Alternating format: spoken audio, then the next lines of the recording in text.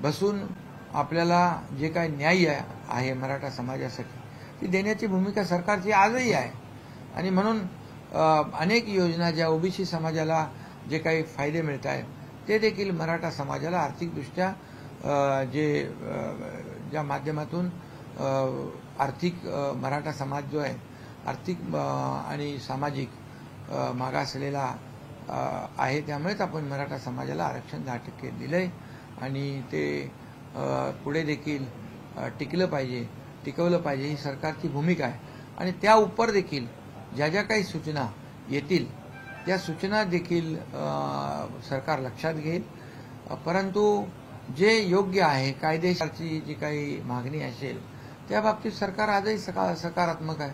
आमची देखील आणि मुख्यमंत्री महोदयांची आमची चर्चाही झाली की जे काही देणं शक्य आहे पण कायद्याच्या चौकटीत बसून नियमामध्ये बसून कुणाचंही आरक्षण कमी न करता कुणाचंही नुकसान न करता जे जे काही देणं शक्य आहे ते त्याच्याबद्दल सरकार सकारात्मक। जरांगेचं म्हणणं आहे की गोळ्या झाडल्या तरी हटणार नाही, मात्र एकच दिवसाचं त्यांना आंदोलन करण्यासाठी मुभा देण्यात आली आहे।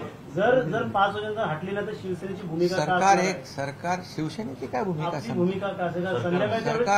सरकार म्हणून गोळ्या घालण्याचं काम सरकारचं नाही आहे, हे सर्वसामान्यांचं सरकार आहे, सर्वसामान्यांना न्याय देणारं सरकार आहे।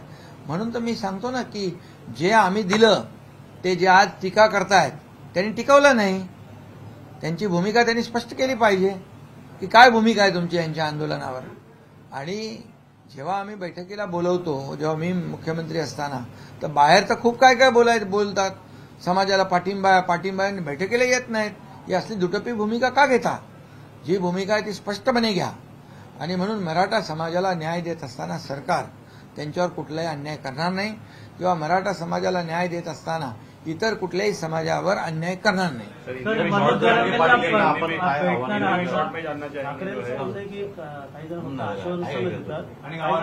काही जण आश्वासन देतात गावचे, मात्र तुम्ही शेतकरी आहात, गावची परिस्थिती माहिती आहे, तुम्ही कांदा ते बाजारात देखील फिरता। अरे जे आरोप करतायत त्यांनी पहिले स्वतःच्या गिरेबांमध्ये झाकून बघावं। आम्ही दिलेलं आरक्षण, महायुतीने दिलेलं आरक्षण ते मुख्यमंत्री असताना टिकवू शकले का दुर्लक्ष केलं? मग मराठा समाजाबद्दल किती तुम्हाला कळवळा आहे, किती तुमची भूमिका दुटप्पी आहे? मराठा समाजाचं आंदोलन लाखांचं झालं त्यावेळेस कोणी टीका केली होती सामनामधून, कोणी टिंगल केली होती? आणि म्हणून त्यांना तर बोलायचा नैतिक अधिकारच नाही आहे। त्यांनी तर ते आरक्षण टिकवलं नाही जे देवेंद्र फडणवीस साहेबांच्या काळात दिलं गेलं होतं, आणि त्यानंतर ते आरक्षण रद्द झालं। मी मुख्यमंत्री झाल्यानंतर महायुतीने आम्ही पुन्हा 10% आरक्षण दिलेलं आहे। जे आम्ही बोलतोय ते करून दाखवतो, बोलायची पण हिंमत दाखवतात का ते? त्यांनी फक्त निवडणुकीची मतं घेण्यापुरतं ते राजकारण करतात। या ठिकाणी 5000 अधिसंख्य पदं, 5000 लोकांना नोकऱ्या देण्याचं काम कोणी केलं? हिंमत आम्ही दाखवली। त्यावेळेस देखील मुख्यमंत्री असताना काय हिंमत दाखवली नाही आता जे आरोप करतायत त्यांनी। आणि म्हणून त्यांनी आमच्यावर बोलण्याचा नैतिक अधिकार त्यांना नाही।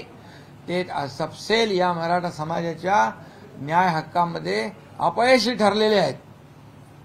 चला, धन्यवाद। महाविकास आघाडीतील सर्वपक्षीय नेत्यांना ओबीसीतून आरक्षण देणं मान्य आहे।